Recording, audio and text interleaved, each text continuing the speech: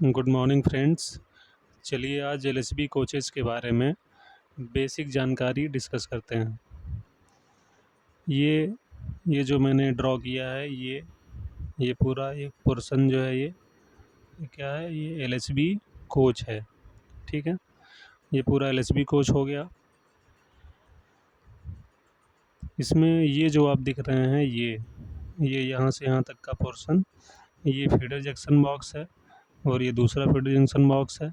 ठीक है, तो ये फीडर 2 में 2 फीडर जंक्शन बॉक्स, पूरे कोच में 4 फीडर जंक्शन बॉक्स होते हैं। एक यहाँ पे है और एक यहाँ पे। ठीक है, तो इस फीडर से इस फीडर तक जो केबल रन करती है, ठीक है, उसकी साइज़ क्या होती है 150 स्क्वायर mm।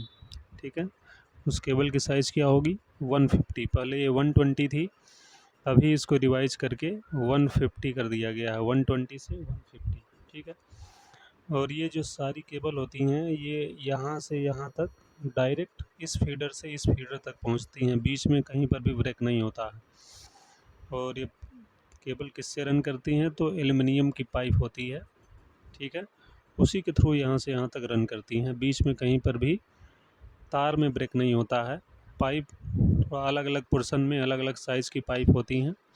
ठीक है, इसी प्रकार से इस फीडर 1 में भी इस फीडर से इस फीडर तक ये पूरी केबल रन करती है।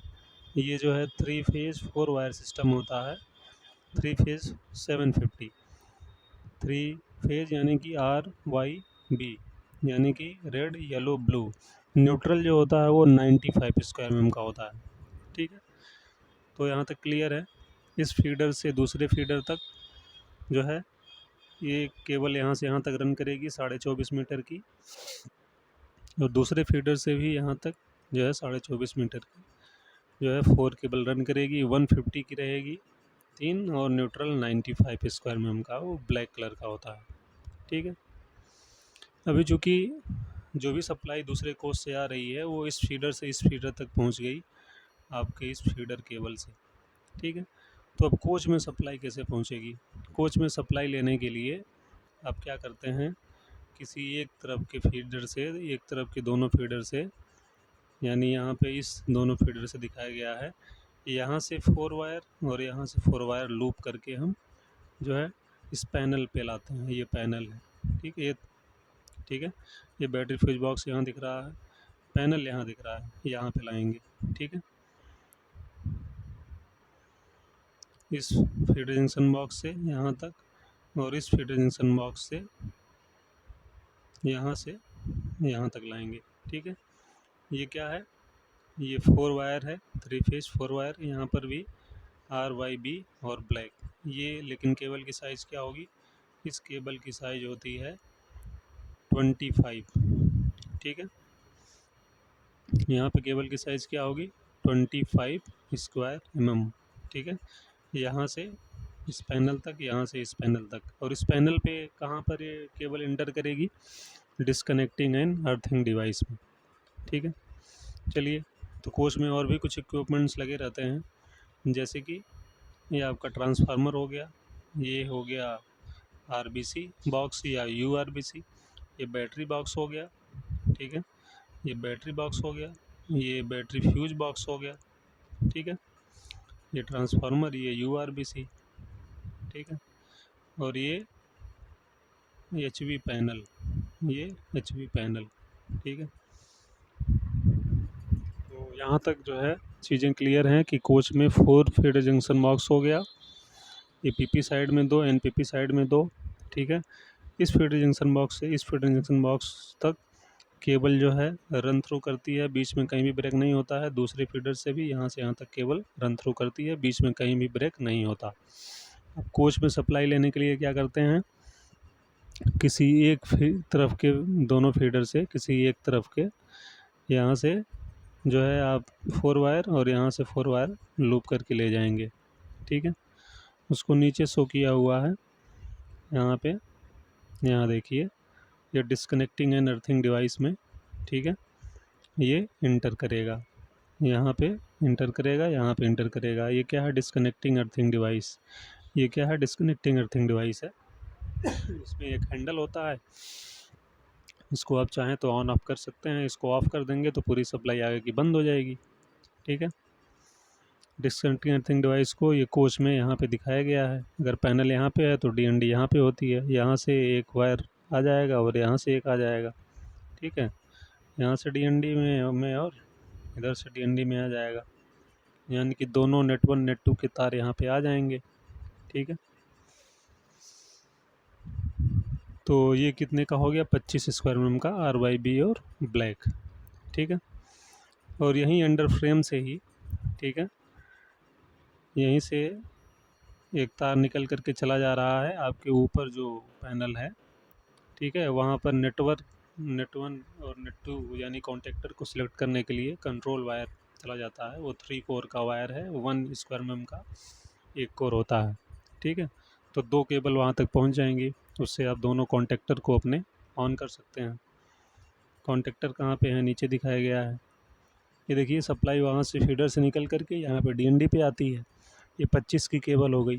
ठीक है, ये 25 की केबल चारों यहाँ पे इंटर की, और यहाँ से 16 की केबल निकल करके कॉन्टेक्टर 1 में और यहाँ से निकल करके कॉन्टेक्टर 2 में चली जाएगी। और ये दोनों कॉन्टेक्टर क्या हैं, एक दूसरे के पैरेलल में हैं, यानी कि अगर ये ऑन होगा तो भी सप्लाई यहाँ पे जाएगी, ये ऑन होगा तो भी सप्लाई यहाँ पे जाएगी। ये K3 क्या है, MMR है। ये MMR measuring and monitoring relay. ठीक है, MMR जो है कब तभी कॉन्टेक्टर को ऑन करेगा जब आपके सारे फेज सीक्वेंस और सीक्वेंस में रहेंगे, वोल्टेज प्रॉपर रहेगा, यानी कि जो भी वोल्टेज आपने सेट किया है। ठीक है, अगर उस रेंज में है तभी MMR ऑन होगा, सिंगल फेजिंग नहीं होनी चाहिए। सब कुछ ठीक है तो MMR ऑन हो जाएगा, आपका 1 या 2 जो भी आपने ऊपर से सिलेक्ट किया है वो कॉन्टेक्टर ऑन हो जाएगा। सप्लाई यहाँ पहुँचेगी, ये वागो है, यहाँ से 16 के तार से ये आपके ट्रांसफार्मर में सप्लाई पहुँच जाएगी। ठीक है, अब ट्रांसफार्मर चूँकि नॉन एसी कोच का सेकेंडरी का डबल वाइंडिंग होता है, एक वाइंडिंग आपका 415 का है, एक 190 का है। ठीक है, तो यहाँ पे 415 वाली जो वाइंडिंग है वहाँ से जो तार निकलेगा 16 का वो आपके एलवी पैनल में यहाँ पे आ जाएगा। ठीक है, एलवी पैनल यहाँ पे आ जाएगा। ये 415 वाला है, ये यहाँ पे 16 का तार इस्तेमाल होगा, 190 वाले में 6 का तार इस्तेमाल होगा। 6 वाला ये मोबाइल चार्जिंग के लिए है, और ये क्या है, RBC में सप्लाई जाती है। तो पहले यहाँ से निकल करके एलवी पैनल में जाएगी, वहाँ से RBC में चली जाएगी। ठीक है, RBC में जो सप्लाई जाएगी वो 6 का तार जाता है, 6 स्क्वायर mm का। तो कॉन्टेक्टर से 16 का तार निकल करके आपके यहाँ ट्रांसफार्मर में 750 वाले में इन होगा, वहाँ से 16 का तार निकल करके आपका 415 वाली सर्किट में, और 6 का तार निकल के 190 वाली सर्किट में। 190 वाले से सप्लाई जब आगे बढ़ेगी तो आपके अंडर स्लंग HVLV पैनल में जाएगी, वहाँ पर 16 एम्पियर का डिन टाइप का फ्यूज होता है, वहाँ से निकल करके ऊपर RCBO में चली जाएगी, और RCBO से आगे 6 एम्पियर का फ्यूज होता है, वहाँ से निकल करके 1.5 का तार केबिन और कॉरिडोर में डिस्ट्रीब्यूट हो जाएगा। और यहाँ पे जो 16 का तार है आपके अंडर स्लिंग HV पैनल में, LV पैनल में आएगा, वहाँ पे 25 के फ्यूज के थ्रू RBC में चला जाएगा। RBC से सप्लाई जो निकलती है वो 10 स्क्वायर mm की होती है, पॉजिटिव और निगेटिव। पॉजिटिव वाला चॉकलेट का, निगेटिव वाला वाइट कलर का होता है। ये निकल करके पॉजिटिव डायरेक्ट ऊपर चला जाएगा रोटरी जंक्शन बॉक्स पे, और निगेटिव आपका जो है बैटरी फ्यूज बॉक्स में आएगा, यहाँ से एक बैटरी चार्जिंग में, और यहीं से निगेटिव निकल करके ऊपर रोटरी जंक्शन बॉक्स में चला जाएगा। ये 10 का केबल होगा। ठीक है, और ऊपर जो डिस्ट्रीब्यूशन हुआ है FDB में वो 4 का केबल होगा, और पॉइंट वायरिंग के लिए, लाइट फैन के लिए 1.5 स्क्वायर mm का होगा। सारे केबल जो हैं वो ई बीम केबल होते हैं। ठीक है, तो यहाँ पे आपने देखा कि फीडर केबल में 150 स्क्वायर mm का, फेज के लिए, न्यूट्रल के लिए 95 का, अर्थिंग वायर 70 का, 50 का, 16 का अलग अलग जगह पे इस्तेमाल होता है। ठीक है, कंट्रोल केबल जो नेट 1 नेट 2 कंट्रोल की है वो 3 कोर केबल है 1 स्क्वायर mm की।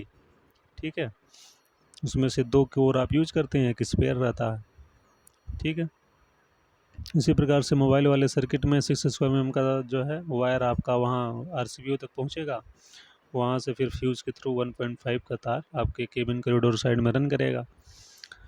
ट्रांसफार्मर का जो आउटपुट है 415 वाले में 16 का तार है, पैनल में जाएगा, पैनल से निकल के 6 का तार RBC में, RBC से जो आउटपुट निकलेगा 10 स्क्वायर mm का, ये ऊपर रोटरी जंक्शन बॉक्स से जाएगा, वहाँ पे जो डिस्ट्रीब्यूशन होगा L1 L2 के लिए 4 का ई बीम केबल, और वो पॉइंट वायरिंग 1.5 से। तो ये जो है बेसिक जानकारी थी नॉन एसी एलएसबी कोर्स में, अंडर फ्रेम का सिंगल लाइन डायग्राम और अलग अलग रेटिंग के जो केबल यूज होते हैं उसके बारे में एक छोटी सी जानकारी थी। Okay, thanks, have a nice day.